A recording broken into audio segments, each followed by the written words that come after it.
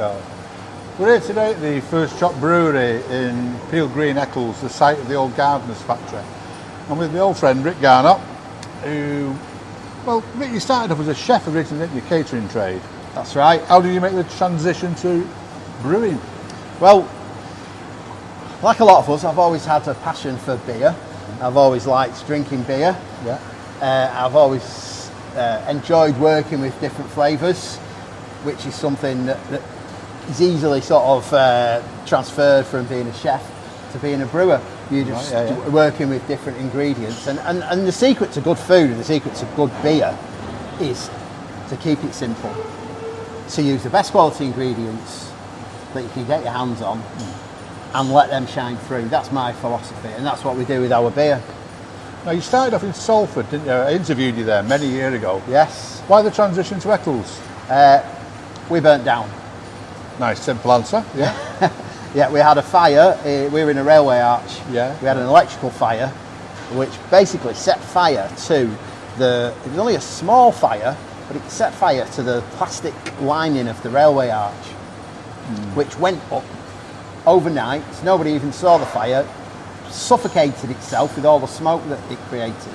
But all of that smoke from that plastic lining was toxic, so everything was covered in this black toxic dust. So we had to make a decision then whether we fixed up the railway arch and replaced everything in there, or whether we moved somewhere else. And at the time, I was probably about 2 years off looking for bigger premises.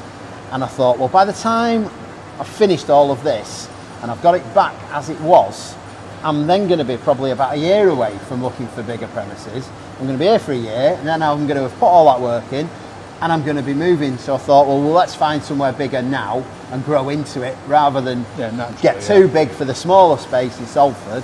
So we had a look around, and this site in Eccles was just perfect. Lovely old buildings, really high ceilings, and a great location right next to the motorway. Yeah. Very quickly, the brewing process, is it about 3-4 days? So from the moment that you mix together the grain and the hot water, that's the start of the process. Yeah. That will, to put in the liquid that produces into one of these tanks, that will take about 6 to 7 hours. Mm-hmm. And then once that liquid worked, we call it, which is a sweet, sugary liquid that extracts all of the sugar from the grains that you use, goes into one of these tanks. We add yeast to it. Now it'll take about 5 days for that yeast to do its job and turn all of that sugar into alcohol. Lovely beer.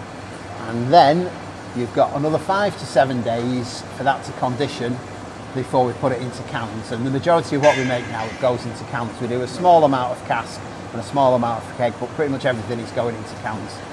So from the day that you brew it to it going into the can, somewhere between 12 and 14 days. I read, and I think I've got this wrong, is it 28,000 pints a week? On a good week, full production, we'll make about 25,000 pints, there or thereabouts. Ooh, I've got to ask you this one, I've got gluten-free, you're big on the gluten-free, aren't you? That's right, yes. So everything we make is gluten-free. Everything? Everything, yeah. That is. Why don't other brewers follow your path? Beer shouldn't contain hardly any gluten. So there's some gluten in your raw ingredients. Yeah. Your barleys, they contain the gluten. Your wheats, your oats, very, very tiny amounts. And that pretty much stays in that grain after you've extracted what you want from that grain. So our grain, when we've finished with it, we filter it and we take the liquid that grain has been soaked in, and there's a chemical reaction which makes a sugary, sweet, lovely tasting liquid that you, when you add yeast to, turns into the beer that we all know and love.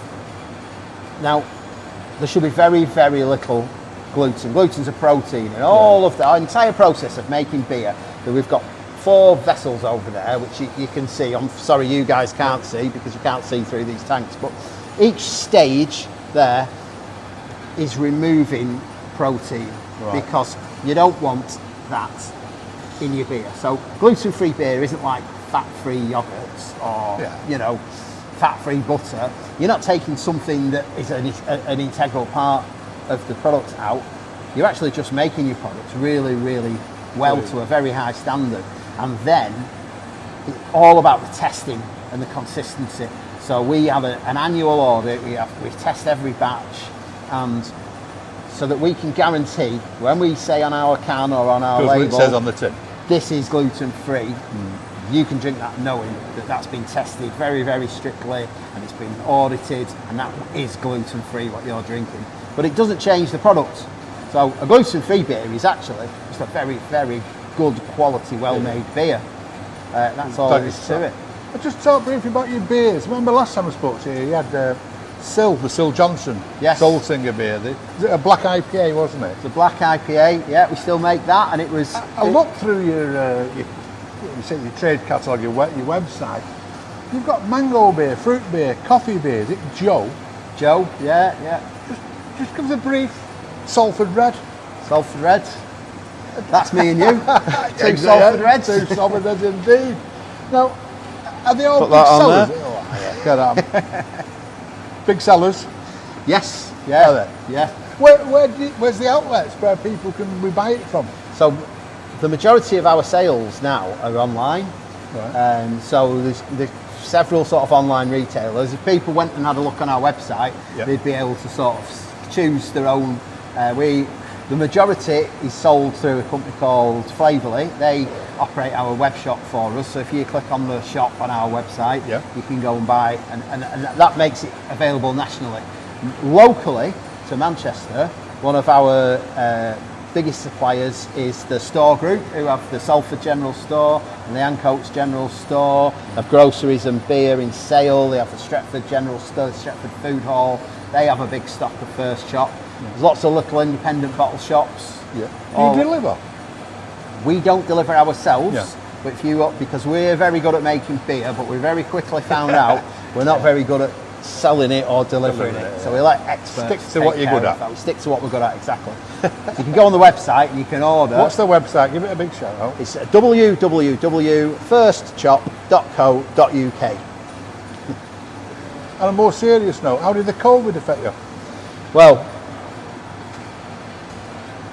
after the first couple of weeks where I just wasn't really sure what was going to happen, we obviously weren't selling any casks or any kegs into bars, and a lot of the restaurants were closing, and I was sort of scratching my head thinking, what are we going to do?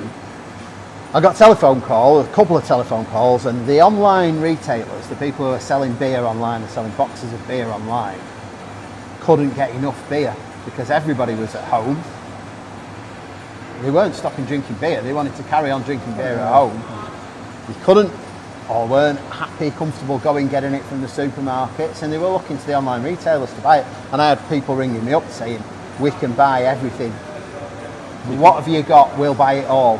How much can you make? We'll buy it all. So we changed our sort of business model a little bit. So we weren't doing cask, and we survived through COVID really through supplying the big online retailers, and we just didn't stop brewing.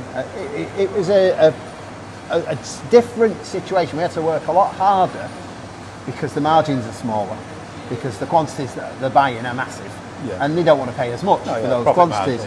So it meant we all worked bloody hard, but we kept going. We even took staff on, actually. We took 2 new people on through COVID. And we've come out the other side now, and we're kind of keeping that momentum going. So, and we're sort of also getting the customers back in the bars and in the restaurants. And so, we've actually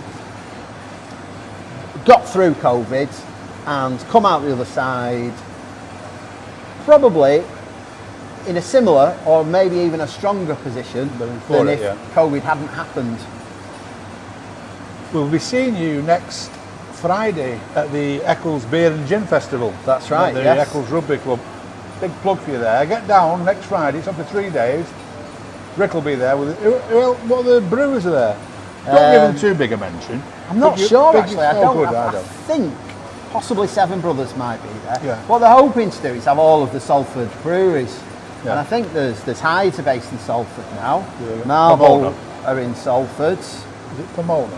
Pomona Islands, Yeah. Seven Brothers, ourselves. So there's a lot of breweries in Salford now. I think we were the only Salford, possibly the only Salford brewery when we set up. It was have been, outstanding yeah. as well, but I think they might have changed their name there down. I'm looking forward to that next Friday because, well, obviously there's beer there and there are other things to do. And It's going to be a great do, and it's a Yeah. great. It's a natural affinity. We're both on the same road. We're at either ends of a road, a brewery and a rugby club, just need a chippy. halfway between. But I mean, if you're on the same road as a rugby club, you've got to have some, and you're a brewery, you've got to have some kind of association Of course, with yeah, them. yeah. And you know, I 100% believe in what they do down there. You know, Yeah. it's run by volunteers mostly, Right, yeah. grassroots sport. They've got kids playing there. They've got kids teams. They've got to go all the way up through the age groups. It's a fantastic organisation, and we are proud to be involved with them and You're to be supporting you're a them. boon to the community, aren't you? You're employing people and you're helping people in the community. We, you know, it's His halo. Look at his halo. Oh, you're doing great. We appreciate it. Right, final plug.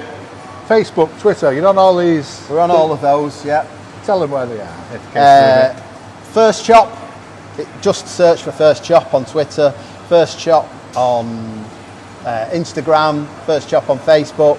You'll see us on there. I tend to let other people take care of that. I'm anti-social media is my forte, so I'll let other people sort of deal with that kind of thing. But yeah, the lads who are on there, you know, they'll always respond to any questions. They'll always pass things on to me if you want to know anything about the brewery. And we're very, very approachable. And what I've always said is we're a craft brewery. And what a craft brewery means is if you pick up the telephone number that's on our website and call us, I will answer the phone and you'll speak directly to me. And that's what craft brewing is all about. I can tell you the name of the person who brewed your pint, and I can probably shout him over and get him to talk to you on the phone if you wanted to. And that's what craft brewing is all about, is that connection with the Personal people. touch, isn't it? Yeah, Absolutely, yeah. Right then, I think we've covered all the bases, haven't we, Rick? I think so. Right, we're off to the sampling room now, hopefully. But thanks for having us, Rick. It's been My a great pleasure, And, always. support your local trade and support this man. You know, he's a good fella. Cheers. Cheers.